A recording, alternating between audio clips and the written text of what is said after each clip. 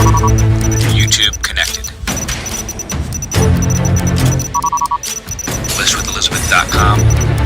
Status connected. Facebook Live connected. Rumble connected.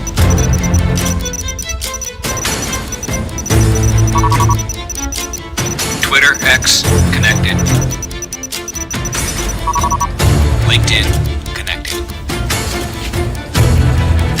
This is the booth. We are cleared to go live. Send the signal to the studio and go live.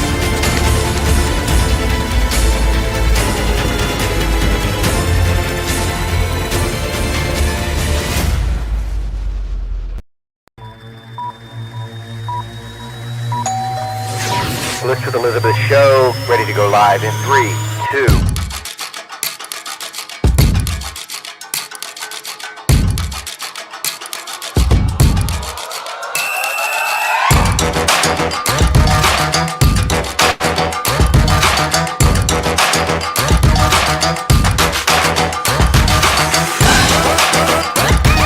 When you think selling and buying a home, when I think real estate, I think List with Elizabeth. Elizabeth Kline. Elizabeth Ann Kline. And here is the host of the List with Elizabeth show, Elizabeth Kline.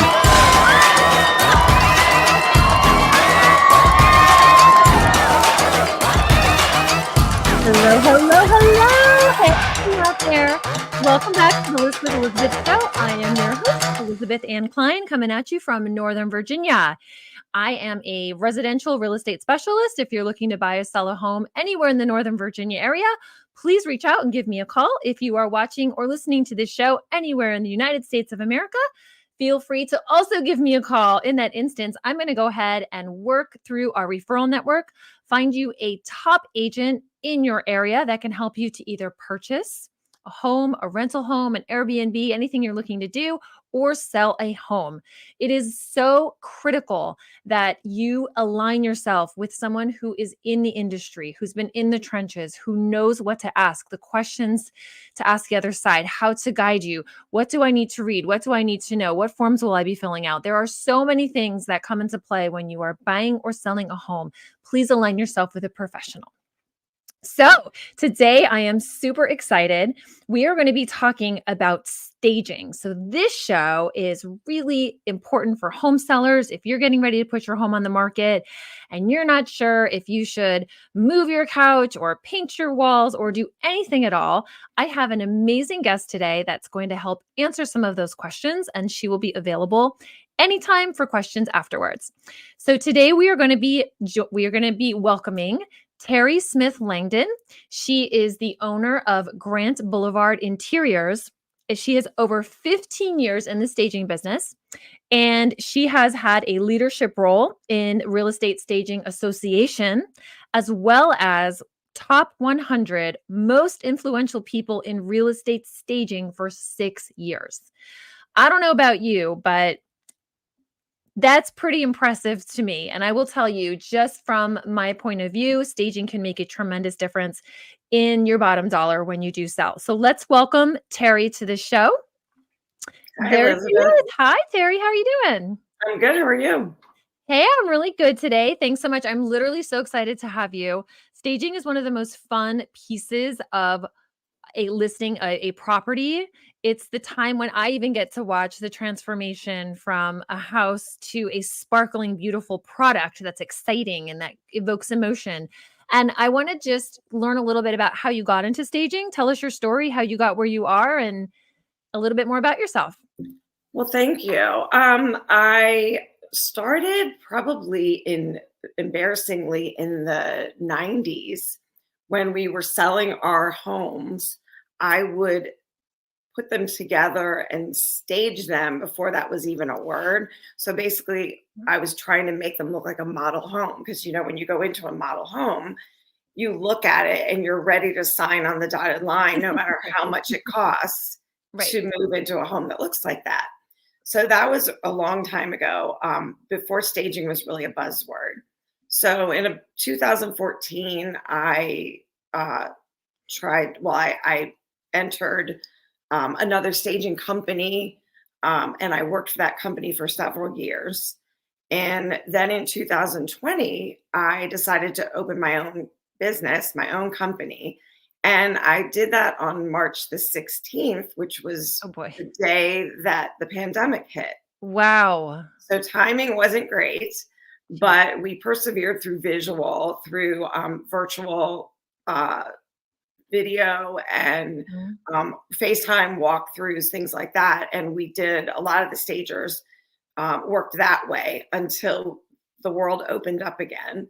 And then when the world opened up again in July, we were swamped for 2 years, exhausting, one house after the other, cranking them out. So that's kind of where my business is 4 years today. Congratulations. That's I've been amazing. staging in different stages since 2020 with my own business. And most recently, I've changed my focus a little bit to interior design, but I still do occupied staging consultations. I just don't do vacants anymore. Okay. So why, if I'm a home seller, right? And I think, oh, my furniture looks really nice and I really like my paint colors and everyone else is going to like the house. How do you approach a house? What's the angle you look through your eyes to see as a stager what can be enhanced, and why should a seller allow staging or be open to staging? Yeah, that's a good question. So basically, staging is not making a house look pretty. Staging is marketing your biggest asset. So, when you go to sell your car and you detail your car so it looks great and you get the most money, staging is like that, but a much more expensive asset. It enhances the selling features of the home, the fixed assets. So windows, floors, ceilings, cabinets, anything that's a fixed asset, it can enhance that. What it doesn't do is hide things. A lot of times people say, "Oh, you're hiding something." We're not hiding anything. Our goal is to market the home and have it be the best possible condition that it can be, so that you can sell your house more quickly and for more money. It appeals. We want it to appeal to the largest pool of buyers, so that's kind of why we depersonalize and things like that. It makes when a buyer walks in, it gives them a connection. It gives them an emotional response. And almost the most importantly, it's so that the photographs, as somebody searching through the internet for a home and they're swiping through, you want them to stop on your property. You want them to see the fixed assets of the home. They don't want to see your draperies or your sofa or anything. They really want to be, we want them to focus on the selling features of the home that they're paying for. So that's a good point, because I think this statistic is 90% of all home buyers start their search online. It's probably 100. I mean, honestly, it's probably 100%, right? So if you list a home and your photos don't catch anyone's attention, you're not going to have that person want to come out and visit the home. If people don't come visit the home, there's no competition. If there's no competition, there's no upwards push on price.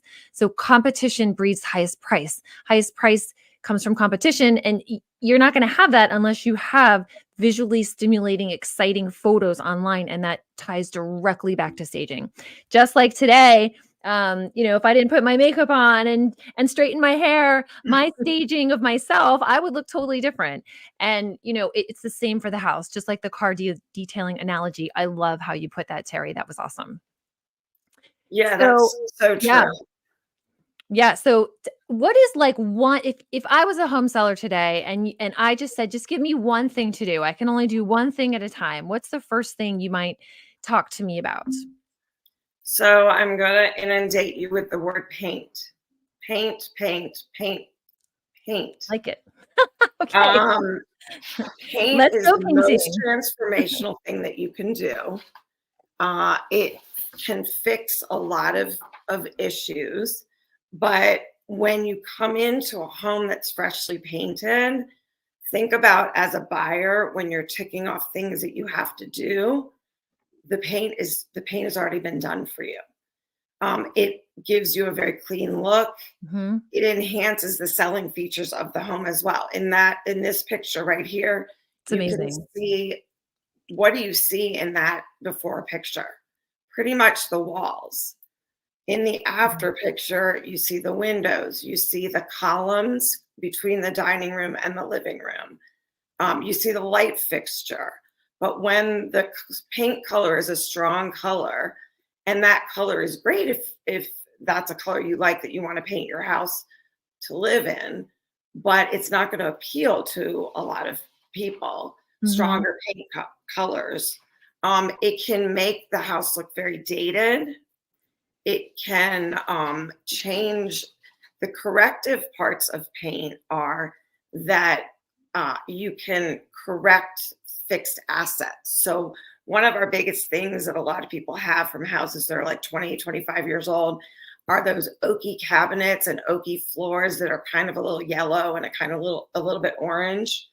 And the correct paint tone can cool down those fixed assets, Mhm. pull the yellow and the orange out of them, and make them look richer. And you're not changing the cabinets, and you're not redoing the floors. So the proper color of paint can go a long way to correct those things. Same with in this picture. This house was in McLean, and every room in the house was a strong paint color. And yes, we staged it as well. This was a partially occupied home, and some of the other rooms of the house, we actually used their furniture. But you can see the difference. In the before picture, you don't even really see the ceiling fan, but you do in the after.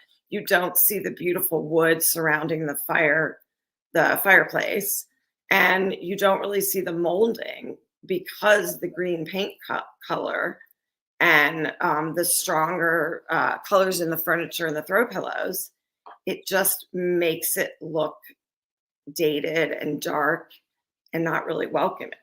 It looks like an entire different house. Entire different house. It does. It I does. mean, if I had buyers looking at these two photos and not realizing they were in the same house, I promise you their offer amounts would be different based off of these two photos for these two homes. Yeah. People Oh, are yes. willing, right? And that Yes. is why staging works for sellers. I also want to just circle back to something you mentioned very quickly, is that sometimes you will take furniture from another room of the home and repurpose it, right? So that one picture you were saying, this Yes. is staging per se, but it's the seller's furniture. We took it out of one room, put it in this room. We moved out that larger couch, and look at the difference. Yes. Yes. Totally. And Incredible. So in a partially occupied, in a fully occupied, we use all of the seller's furniture, and that's another subject. But in a partial occupied, we do use things from different parts of the home and pull them all together. Then sometimes we add accessories, and then that's what the finished product is.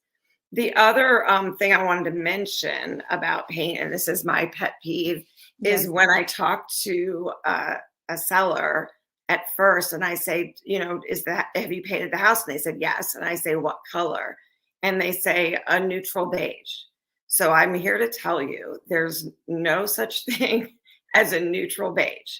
There are yellow, orangey, warm beiges, and there are cool tone beiges, but there's not one beige that's called a neutral beige. And what happens is, when the paint color is not the correct color for the lighting, even the direction your house is facing, lighting, both artificial and interior lighting, recessed lamps, things like that, the wrong paint color can actually make the situation worse. So even though you think that you're painting a neutral color is not always the right neutral color. So I always go with a more Yeah. cool toned beige paints. I never use yellow. Yellow is great for when you're going to live in the home for years and years and years. Yellow is not a color anymore that the majority of buyers want to see when they're going to visit a home. So I really, again, so many times people just think, oh, I'm going to sell my home. I'm just going to get a couple pictures and straighten up. And there is potentially tens of thousands of dollars that you're going to miss by Yeah. not repurposing your home correctly. And just like Terry said, you may think, oh, let's just paint a neutral color. That works. That's what I read in the magazines. But there's so much depth to that discussion, right? What does neutral mean? Is it neutral orange? Is it neutral brown? There is really no neutral. So let's take that word out of it and bring someone in like Terri, that's going to guide you. Look at the color of your cabinets. Make sure it works with that. Look at the way your house is facing. Make sure the lighting coming in is going to work with that paint choice. This is just step one of, again, just taking your house and leveling it up. $10,000, $30,000, maybe even $50,000. If now you have two people wanting your house versus one, your agent, if they're a good agent like myself, I'm going to work those offers against each other and push those up. If I have only one offer coming in, I don't have that leverage to work for you. So let us work for you. Listen to the professionals. Listen to this guidance that someone like Terri is going to give you, or I'm going to come in and give you, because we know what works. All right, let's move on. What else outside of paint can sellers think about that's easy, not too expensive, and that they can, start working on right away? So my next thought, and one of the biggest, is lighting, lights and lighting, light bulbs, light fixtures. When you're walking through your home, a seller, when you're preparing your home for market, remember, we want to emphasize that you're marketing your home. You don't want to have rooms that are dark. You don't want to have 3 different color light bulbs in one light fixture. You don't want to have 3 different color light bulbs in one room. So one of the easiest things you can do is go through the house, replace your light bulbs that are burned out, replace all of them with the same color. So if it's a soft white, if it's a bright white, all of them should be the same in the fixtures and in the rooms, and at the highest wattage allowable for that fixture. So you can look at the top of the fixture. There's usually a little label, and it tells you it's 75 is the highest wattage, 100, 60. So you want to do that. The other thing that's really important is are the fluorescent bulbs. So we're moving out of the fluorescent. We're going to LED, which those bulbs look more like an incandescent bulb. The old swirly bulbs, as I call them, which are the fluorescent swirly bulbs. I can't tell you how many times I've gone into a bathroom, and in the light fixture, there's an incandescent, maybe two swirly bulbs, and LED. The swirly bulbs, first of all, are just ugly, just visually. But the more important thing is that when somebody walks into a room, their brain registers within 20 seconds if the room is dark or not. Those fluorescent lights don't heat up to their full potential till 45 seconds. So you could walk into a foyer and get that really dark feeling. And by the time the bulb has warmed up to its highest wattage, the people have already walked into a different room. So they already registered that room was dark. So you don't want to have rooms that are dark. I do recommend that you test in very dark rooms, that you test the LED lights. There's a daylight and there's a bright white. And sometimes those are so bright that it makes the room look like it's a commercial building. So let me ask you this, Terri. Is this something you can also guide home sellers with? So when you come into the home, you're going to be able to consult with them on the lighting, on the paint.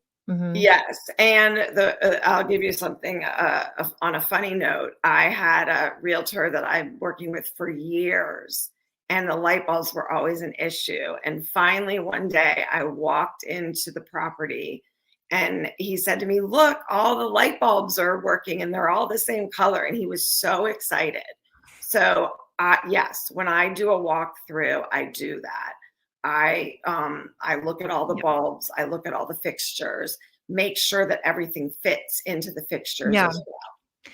Also, for me, when I meet with sellers and they're walking me around the home for the first time, just, sort of our first meeting, I may mention, basic rule of thumb, let's just make sure you have light bulbs in and they're like, oh, it's been that way for so long. I don't even notice it.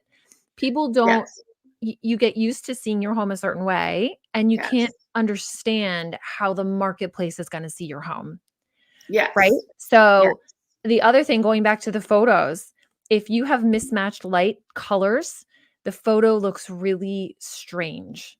It doesn't come out nice. It may turn people off. Just little stuff like this is going to help. Again, even if we get that one extra buyer in to see your home and they fall in love with it, getting multiple offers is ultimately going to push that price point up. So you want as many people to come in to compete for that house as possible. So lighting makes a tremendous difference. It does. And lighting can also change paint color. So absolutely. if the lighting is too yellow and you've spent money on painting the house, then that can be something that basically tanks you instantly.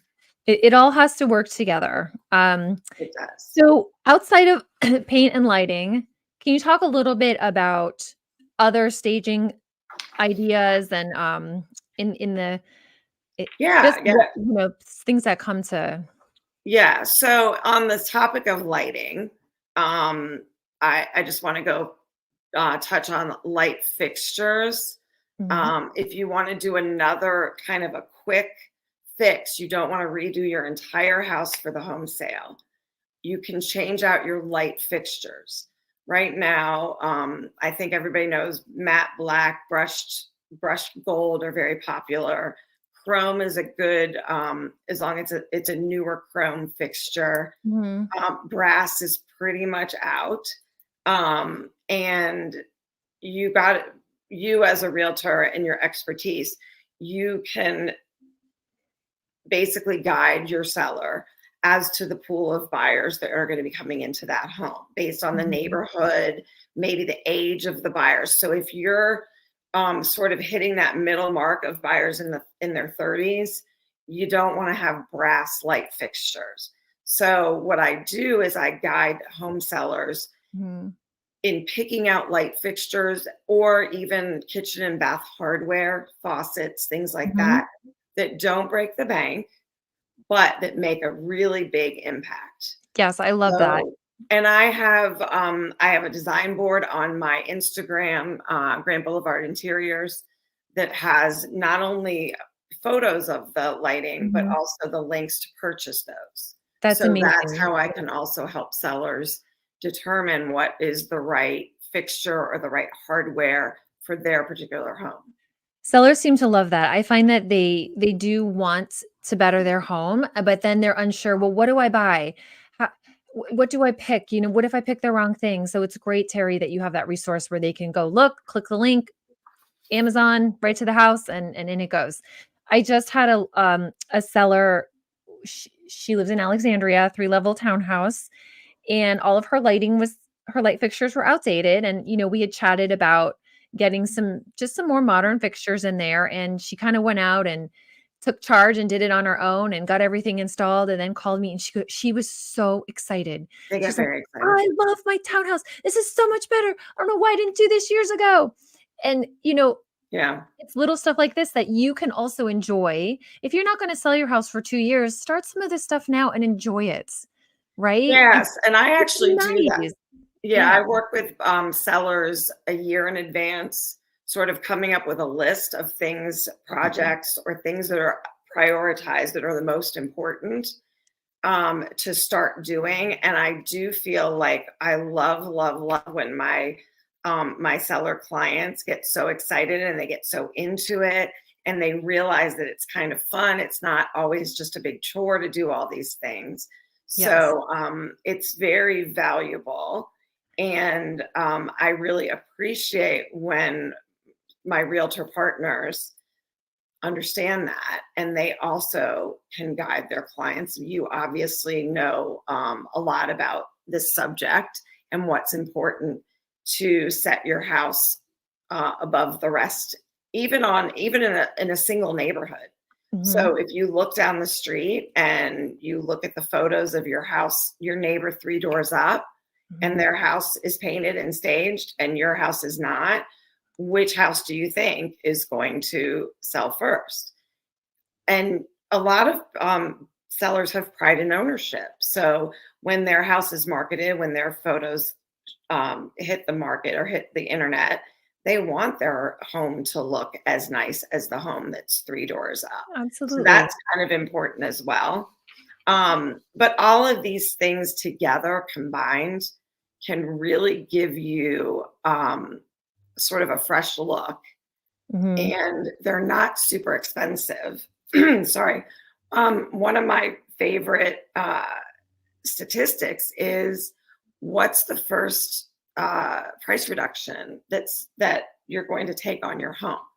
It's usually, depending on the price point, Elizabeth, it can be anywhere from $10,000 to $100,000, correct? It depends on, of course, the market. Yep. Depends on the house, depends on where so the house is. staging, painting and staging are usually less than the first price reduction if your property is sitting on the market for 1 or 2 or 3 months. Plus you're still paying your mortgage payment. So when you look at, I looked at a property years ago that their first price reduction was going to be $75,000. It was a higher priced home, and they still did not want to put $10,000 into it for staging and some other things. And so the home sat on the market for another probably 3 months. We see this all the time. You do. Yeah. Absolutely. Again, it just goes back to, if you're going to roll out of bed in the morning and slide on your clothes and go to work, versus you're going to roll out of bed, brush your teeth, wash your face, comb your hair, put your makeup on, eat something good, feel good, look good. Your difference, right? You put in a little effort, it goes a really, really long way. It does. So we are coming here to the end of our show. Anything else you want to just say in general about staging, or again, how people can well, I find just you? want to say that if you're getting your home ready to sell, if you're getting ready to prepare, if you're overwhelmed by what you might need to do or not need to do, I do staging consultations. It's around a 2-hour consultation. I walk through the house with you. I take photos. I give you suggestions. Then I go back to my office and I put a staging report together with a detailed list of things. I start from the curb, the mailbox numbers, the house numbers, and all the way through. And I give you a very detailed report that you can then take with you and start to put some of these things into play. If you need more help, then that's something I love to do as well. But staging consultations are really, really important for homes on the market that are going to be occupied and not staged vacant. So if you're looking for a stager for your vacant home, I have a ton of colleagues in this area that I would love to refer you to. But if you're looking to do a staging consultation, I did receive the top 10 enhanced home stager of the year US 3 years ago.